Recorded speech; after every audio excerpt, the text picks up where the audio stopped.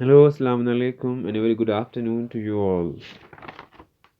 Hope all of you are doing great. So, we are discussing about P block elements in our classes. So, today I want to discuss you about chemistry of nitrogen and its compounds. We are discussing nitrogens, mainly the nitrogen family.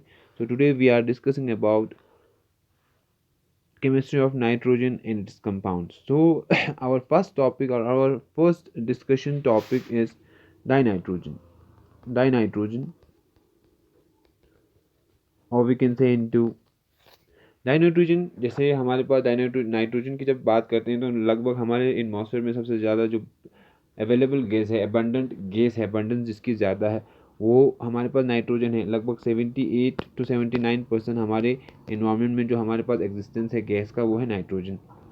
अब इसी dinitrogen के हम preparation, physical properties, chemical properties के बारे में आज हम आप लोगों को बताएंगे। अब यहाँ हम डाइनाइट्रोजन की बात कर रहे हैं, तो डाइनाइट्रोजन या N2 को सबसे पहली बार डिस्कवर किया डेनियल रदरफोर्ड ने सबसे पहले डाइनाइट्रोजन को डिस्कवर किया 1772 में। और नाइट्रोजन जो होता है वो हमारे पास ग्रुप 15 का फर्स्ट एलिमेंट है। ग्रुप 15 का फर्स्ट एलिमेंट है हमारे पास, क्या है? नाइट्रोजन है, जिसकी इलेक्ट्रॉनिक कन्फिगरेशन होती है लगभग 1s2 2s2 2p3। मतलब इसके बाद हमारे पास कितने इलेक्ट्रॉन्स हैं? 5 वैलेंस इलेक्ट्रॉन्स हैं। और मेनली ये मॉलिक्यूलर फॉर्म में मॉलिक्यूलर फॉर्म जो इनका होता है वो N2 होता है। ये मेनली मॉलिक्यूलर फॉर्म में पाया जाता है। और इन के बीच में जो N2 डायटोमिक मॉलिक्यूल है, ये इन डायटोमिक मॉलिक्यूल के बीच में हमारे पास ट्रिपल बॉन्ड होता है। इसीलिए इसको हम क्या कहते हैं? डाइनाइट्रोजन कहते हैं। ये जो हमारे पास जो हमारे पास N2 मॉलिक्यूल होता है वो बहुत ज़्यादा इलेक्ट्रोनेगेटिव होता है। इलेक्ट्रोनेगेटिविटी सीरीज में जैसे सबसे पहले हमारे पास फ्लोरीन आता है, फिर ऑक्सीजन, फिर नाइट्रोजन, फिर क्लोरीन, फिर ब्रोमीन। इस सीरीज में हमारे पास नाइट्रोजन हमारा थर्ड नंबर पे आता है। हमारे पास नाइट्रोजन, मतलब इसका मतलब ये है कि नाइट्रोजन हमारे पास बहुत ज़्यादा इलेक्ट्रोनेगेटिव एलिमेंट है। और ये जो नाइट्रोजन होता है वो एक टिपिकल नॉन मेटल है। तो ये था डाइनाइट्रोजन के बारे में आप लोगों को थोड़ा बहुत ब्रीफ। अब हम इसके बाद पढ़ेंगे प्रिपरेशन की, कैसे प्रिपेयर करेंगे हम डाइनाइट्रोजन को। प्रिपरेशन ऑफ N2, तो कैसे प्रिपेयर करेंगे हम नाइट्रोजन को? तो जो लैब्स में जब हम प्रिपेयर करते हैं डाइनाइट्रोजन, जब हम सिंथेसिस करते हैं डाइनाइट्रोजन की, तो हम नेचुरली या आमतौर पर जो डाइनाइट्रोजन होता है उसको हम कह सकते हैं प्रिपेयर करते हैं NH4Cl, अमोनियम क्लोराइड और सोडियम नाइट्राइड से। जब इन दोनों को हम हीट करते हैं तो हमें N2 molecule plus water, 2 times water plus sodium chloride normally बनता है। इस रिएक्शन के टाइम में हमें, जब ये रिएक्शन हो रहा होता है, इस रिएक्शन के टाइम पे हमें कुछ और कंपाउंड्स भी मिलते हैं। फॉर एग्जांपल NO, HNO3, ये बनता है कुछ बाय प्रोडक्ट्स में, मान लो, या एक छोटे से माइन्यूट क्वांटिटीज में ये बनता है। अब ये जो हमारे पास ये तो इम्प्योरिटीज़ हैं। इस इम्प्योरिटीज़ को हटाने के लिए हम क्या करते हैं? इनको हम सल्फ्यूरिक एसिड के साथ H2SO4 सल्फ्यूरिक एसिड के साथ, जिसमें थोड़ा बहुत आपका पोटेशियम डाइक्रोमेट K2Cr2O7 मिक्स हो, ऑक्सीडाइजिंग एजेंट है, तो इसको हम क्या करते हैं? इसके साथ इसके कुछ फ्यूम्स मतलब धुआं, इसके कुछ फ्यूम्स इसके थ्रू पास करते हैं। तो यहाँ से नॉर्मली ये जो इम्प्योरिटीज़ होते हैं HNO3 और NO, ये हम इजीली हम रिमूव कर सकते हैं। ये था हमारे पास लैब में हम कैसे डाइनाइट्रोजन को प्रिपेयर करेंगे।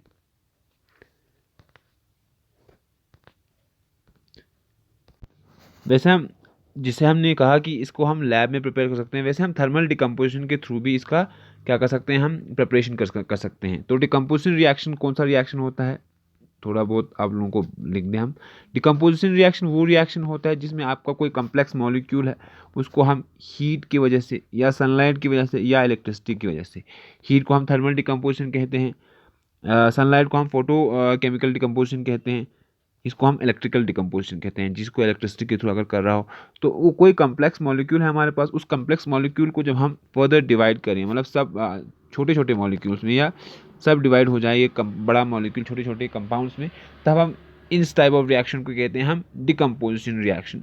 तो जब हम थर्मल डिकम्पोजिशन करते हैं तब हम क्या कर सकते हैं, तब हम प्रिपेयर कर सकते हैं dinitrogen. For example thermal decomposition किस चीज़ का करें हम, तो यहाँ हमने लिखा है अमोनियम क्रोमेट, डायमोनियम क्रोमेट।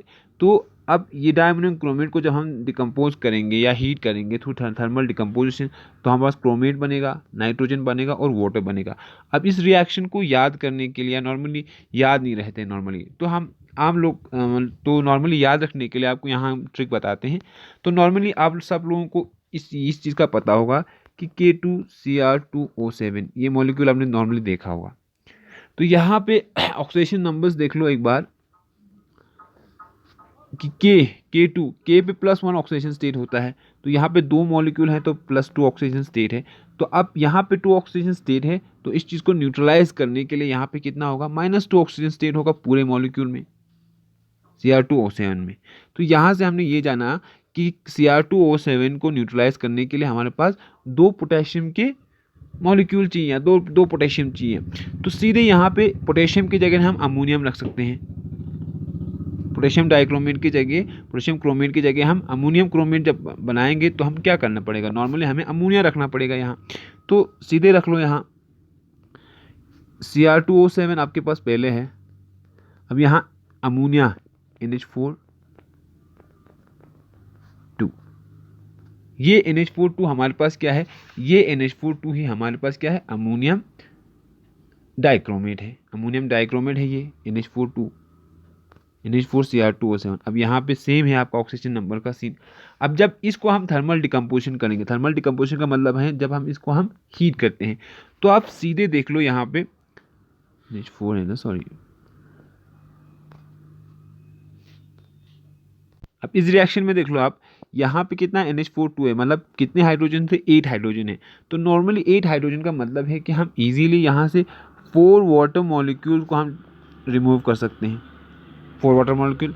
अब जब किसी चीज़ को, या पोटेशियम डाइक्रोमेट है, जब हम किसी चीज़ को जब हम हीट देंगे तो वो क्या होगा, उसमें से वाटर उड़ेगा, अगर मॉइस्चर होगा वो मॉइस्चर उड़ जाएगा, मतलब हीट करने का मतलब यही होता है कि उसमें से मॉइस्चर उड़ेगा। तो सबसे पहले हमारा क्या उड़ा, यहाँ से वाटर उड़ गया। अब इस रिएक्शन को समझने के लिए हम इजीली बता रहे हैं। अब यहाँ बताओ, जब यहाँ से वाटर उड़ा, अब बचा क्या हमारे पास, यहाँ पे 4 तो यहाँ से चला गया, 3 बचा, और क्रोमियम कितना बचा, 2। तो यहाँ पे Cr2O3 बचा और हमारे पास N2 बचा। तो ये नॉर्मल प्रिपरेशन का रिएक्शन है जिसको हम इजीली याद कर सकते हैं। हमने कहा कि थर्मल डिकम्पोजिशन के थ्रू हम डाइनाइट्रोजन बना सकते हैं। तो हमने उसमें अमोनियम डाइक्रोमेट लिया, अमोनियम डाइक्रोमेट को हमने हीट कर दिया, वहाँ से हमें डाइनाइट्रोजन, वाटर और क्रोमियम आयन निकल गया, क्रोमियम ऑक्साइड आयन। तो हम इजीली ऐसे प्रिपेयर कर सकते हैं। यहाँ पे हमारे पास दूसरा मेथड है कि हम प्योर नाइट्रोजन जो होता है, मतलब अगर प्योर नाइट्रोजन आपको, अगर प्योर डाइनाइट्रोजन, मतलब नाइट्रोजन का मतलब यहाँ डाइनाइट्रोजन की बात करें, अगर आपको प्योर नाइट्रोजन अगर आपको ऑब्टेन करना है तो आपको क्या करना होगा, मेनली आपको बेरियम एजाइड, मतलब बेरियम अजाइड को जब आप हीट करोगे तब आपको वहाँ से डाइनाइट्रोजन का आपको वो मिलेगा, क्या मिलेगा, डाइनाइट्रोजन मिलेगा आपको। फॉर एग्जांपल, तो आप कैसे बेरियम एजाइड, जैसे बेरियम एजाइड का फॉर्मूला होता है BaN3 2। बेरियम आपके पास है, बेरियम आपका ग्रुप सेकेंड एलिमेंट है, +2 ऑक्सीजन स्टेट होता है, सबको पता है। अब ठीक, अब नाइट्रोजन है, डाइनाइट्रोजन। नाइट्रोजन के पास हमारे पास कितना चार्ज होता है, नाइट्रोजन के पास हमारा कितना चार्ज होता है मेनली, बताओ, सॉरी, नाइट्रोजन का ऑक्सीजन स्टेट आपका होता है यहाँ पे +1। अब जब हमने कहा था कि आप लोगों ने मतलब छोटे क्लासेस में कहा होगा, पढ़ा होगा कि कैसे किसी फॉर्मूला को हम फॉर्मुलेट करते हैं, तो यहाँ पे आपको एक बार ब्रीफ कर दें। जैसे आपके बेरियम है और नाइट्रोजन है, तो हमने जो क्रॉस ओवर मेथड जो होता है, मतलब अगर आपको मॉलिक्यूलर फार्मूला बनाना हो, केमिकल फार्मूला बनाना हो, तो क्रॉस ओवर मेथड से करते हैं। हमने कहा बेरियम का आपका +2 ऑक्सीजन स्टेट होता है और नाइट्रोजन का आपका कितना होता है, 1 +1 ऑक्सीजन स्टेट होता है। ठीक, तो जब इसको क्रॉस ओवर करेंगे कितना होगा, क्रॉस ओवर करेंगे तो जब क्रॉस ओवर करेंगे तो यहाँ पे क्या होगा, बी जैसे कि इस जो नाइट्रोजन का ऑक्सीजन स्टेट है वो इसके साथ मल्टीप्लाई हो जाएगा और जो हमारा बेरियम है इसके साथ हो जाएगा। तो बेरियम बेरियम का कितना है, बेरियम का Ba और N, इनके पास हमारे क्या है 2, Ba N2। अब एजाइड आयन है, एजाइड आयन को हम नॉर्मली क्या कहते हैं, N3 कहते हैं। तो यहाँ से ये फॉर्मूला हम इजीली कैलकुलेट कर सकते हैं कि बेरियम एजाइड का जो फॉर्मूला होता है वो होता है क्या, Ba N3 ये होता है बेरियम एजाइड। अब जब बेरियम एजाइड को आप नॉर्मली जब डिकम्पोज करोगे, हीट करोगे, तब आपको प्योर कंपाउंड मिलेगा। किसका प्योर कंपाउंड मिलेगा, आपको डाइनाइट्रोजन का। तो इसको हीट करने पे आपको बेरियम बेरियम सॉलिड होता है तो सीधे अलग अलग हो जाता है, सीधे बेरियम सॉलिड है तो भी सीधे अलग हो जाएगा और आपको यहाँ पे नाइट्रोजन बनेगा 3N2। तो ये आपको यहाँ पे प्योर डाइनाइट्रोजन का यहाँ पे आपका प्रिपरेशन होता है। ये था आपका प्रिपरेशंस के बारे में कुछ। अब आपको फिजिकल प्रॉपर्टीज के बारे में कुछ बताएं। फिजिकल प्रॉपर्टीज डाइनाइट्रोजन की प्रॉपर्टीज, फिजिकल प्रॉपर्टी डाइनाइट्रोजन जो होता है वो कलरलेस होता है, कलरलेस, ऑर्डरलेस होता है। ऑर्डर मतलब इसका कोई वो, कलरलेस मतलब कलर, कोई कलर नहीं होता। ऑर्डरलेस में मतलब नॉर्मली कोई स्मेल नहीं होता ऑर्डरलेस। और टेस्टलेस होता है, टेस्टलेस होता है नॉर्मली।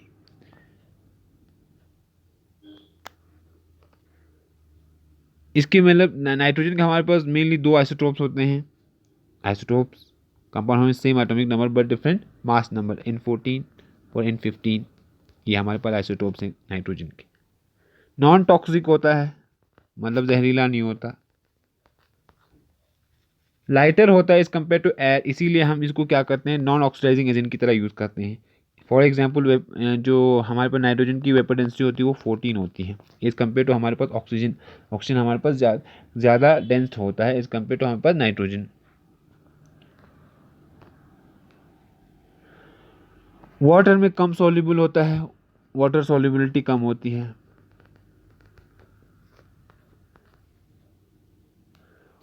ये इनकी फिजिकल प्रॉपर्टीज़ हैं। और लगभग इसका जो मेल्टिंग पॉइंट होता है, नाइट्रोजन का मेल्टिंग पॉइंट होता है वो 63.2 केल्विन के बराबर होता है और बॉइलिंग पॉइंट आपका होता है 77.2 केल्विन। तो ये है इसके कुछ रेस्पेक्टिव फिजिकल प्रॉपर्टीज़। इसके बाद नेक्स्ट पढ़ेंगे हम आपको फिजिकल प्रॉपर्टीज़ के बारे में, केमिकल प्रॉपर्टीज़ के बारे में। सॉरी, फिजिकल प्रॉपर्टीज़ हमने डिस्कस किया, केमिकल प्रॉपर्टीज़। केमिकल प्रॉपर्टीज़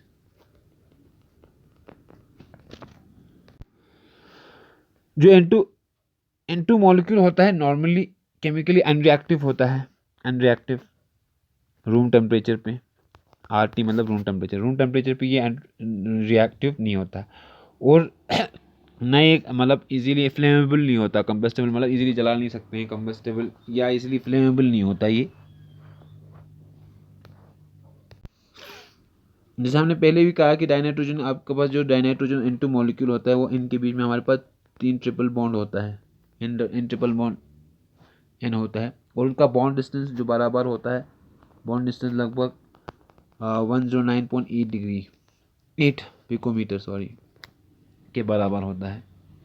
और जब इसकी जो बॉन्ड डिसोसिएशन एनर्जी होती है, इंथैल्पी होती है कि मतलब बॉन्ड तोड़ने की जो एनर्जी लगती है इस बॉन्ड को तोड़ने में, तो लगभग 941.4 किलो जूल पर मोल इतनी एनर्जी लगती है बॉन्ड तोड़ने में। अब ये लो रिएक्टिविटी मतलब कम रिएक्टिव है, जैसे हमने कहा कम कंबस्टेबल है। लो रिएक्टिव या कम कंबस्टेबल होने का मेन रीज़न ये है, क्या है कि ये सॉरी रिएक्टिव या कम कंबस्टेबल होने का बेस्ट रीज़न मतलब जो अच्छा रीज़न है वो ये है कि इसका स्मॉल साइज़ होता है। नाइट्रोजन का साइज़ बहुत छोटा होता है और डिसोसिएशन, जो हमने कहा कि जो बॉन्ड डिसोसिएशन एनर्जी होती है वो बहुत ज़्यादा होती है, 941.4 किलो जूल पर मोल, जैसे हमने कहा वो बहुत मतलब बहुत ज़्यादा एनर्जी होती है, इसीलिए जो हमारे पास डाइनाइट्रोजन होता है वो बहुत कम रिएक्टिव होता है। यहाँ पे कुछ केमिकल प्रॉपर्टीज हमने यहाँ पे मेंशन किया, आप यहाँ पे देख सकते हो, मैं भेज दूंगा आप लोगों को इसका नोट्स। तो फर्स्ट लिटमस लिटमस पेपर, जिस पे हम क्या करते हैं कि कोई एसिडिक है या बेसिक है देखते हैं, तो डाइनाइट्रोजन जो होता है वो न्यूट्रल होता है, मतलब कोई मतलब रिएक्शन नहीं दिखाता, ना वो एसिड मतलब रेड लिटमस पे ना कोई रिएक्शन दिखाता है, ना ब्लू लिटमस पे कोई रिएक्शन दिखाता है। दूसरा दूसरा होता है मेटल्स के साथ इसका क्या रिएक्शन है, अगर मेटल के साथ रिएक्शन करेंगे तो क्या होगा। तो नॉर्मली हर जब ये मेटल्स के साथ रिएक्शन करता है तो हर मेटल के साथ ये नाइट्राइड बना देते हैं। जैसे भी मेटल आपका मैग्नीशियम हुआ आपका, ये मैग्नीशियम आपका मेटल है, तो मेटल्स के साथ ये मेनली क्या बना देता है आपको, मेटल के साथ आपको ये बना देता है नाइट्राइड्स मेनली। तो जैसे लिथियम और मैग्नीशियम है आपके पास, लिथियम भी आपके पास मेटल है, सॉरी लिथियम आपके पास मेटल है और मैग्नीशियम मेटल है। तो लिथियम और मैग्नीशियम में पहली बात, लिथियम और जो मैग्नीशियम होता है इसमें डायगोनल रिलेशनशिप होता है।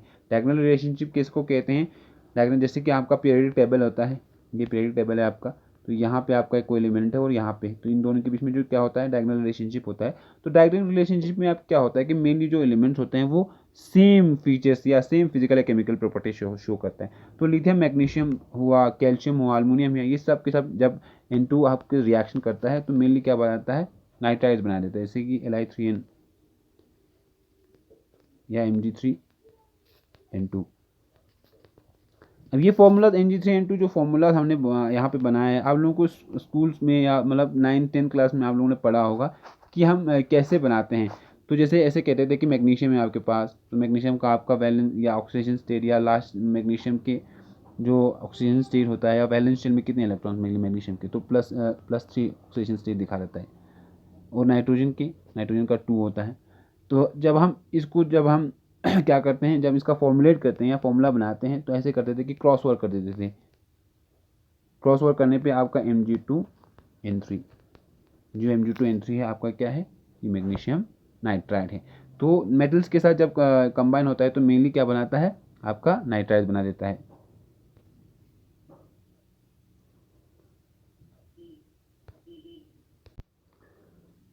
नेक्स्ट आता है आपका थर्ड थर्ड आपका आता है नॉन मेटल्स के साथ। नॉन मेटल्स के साथ जब हमारा डाइनाइट्रोजन कंबाइन होता है तो मेनली नॉन मेटल मतलब जैसे कि नॉन मेटल हमारे पास हाइड्रोजन है तो अमोनिया बना देता है NH3, यहाँ पे 3, तो यहाँ पे 2, तो मेनली ऐसे जब डाइऑक्सीजन के बाद बनाते हैं तो नाइट्रिक ऑक्साइड बना देता है, जैसे कि N2+O2 nitric acid, nitric oxide 2NO। तो ये थे आपके पास केमिकल प्रॉपर्टीज़ आपके डाइनाइट्रोजन की। अब इन चीज़ों का यूज़ कहाँ होता है डाइनाइट्रोजन का, मेनली इसका क्या सिग्निफिकेंस है, क्या यूज़ है, तो यहाँ हमने कुछ यूजेस लिखे हैं कि पहला यूज़, नाइट्रोजन को हम एज ए क्या अमोनिया मैन्युफैक्चर करने के लिए, अमोनिया बनाने के लिए, NH4 अमोनिया बनाने के लिए या नाइट्रिक SNO3 बनाने, नाइट्रिक एसिड बनाने के लिए मेनली यूज़ करते हैं। स्टील फैक्ट्रीज में या इंडस्ट्रीज में इसको मतलब इनर्ट या जैसे कह सकते हैं कि स्टील या फैक्ट्रीज में या इनर्ट एटमॉस्फेयर देने के लिए बनाते हैं। जैसे कि आपको पैकेजिंग इंडस्ट्रीज में मेनली बात कर सकते हो, जहाँ पैकेजिंग इंडस्ट्रीज में इसको मेनली नाइट्रोजन को यूज़ करते हैं एज ए पैकेजिंग एजेंट। जैसे कि जितने सारे चिप्स विप्स होते हैं उनमें हमको क्या होता है, नाइट्रोजन होता है, नाइट्रोजन गैस, ताकि क्या कर सकते हैं, ऑक्सीडेशन से रोकने, मतलब ऑक्सीडेशन होने नहीं देता है, जैसे कि मॉइस्चर एब्जॉर्ब नहीं करने देता है। इसीलिए जो जितने सारे पैकेट्स होते हैं उनमें हमारे पास ऐसे गैस भरा हुआ होता है, वो गैस होता है हमारे पास मेनली नाइट्रोजन होता है। वो डाइनाइट्रोजन का बहुत एक बेस्ट सिग्निफिकेंस है कि डाइनाइट्रोजन